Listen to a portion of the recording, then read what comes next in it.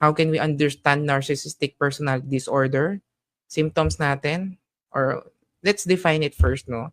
It's pervasive pattern of grandiosity, need for admiration, and lack of empathy. So, yung mga may narcissistic personality disorder are oftentimes envious or inget with other people. No? They monopolize conversations and belittle or look down on others, have a sense of entitlement, and require constant, excessive validation.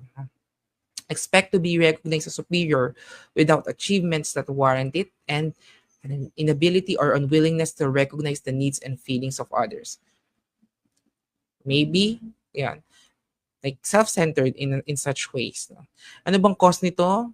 Not known, but it's environmental. Sometimes it's a mismatch between a parent or child relationship, neurobiology, or genetics.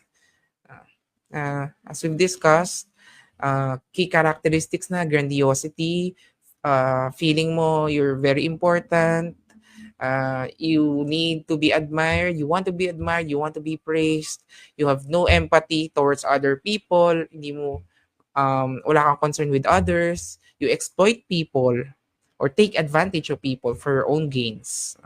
And you are very envious. So that's how we define NPD or narcissistic personality disorder.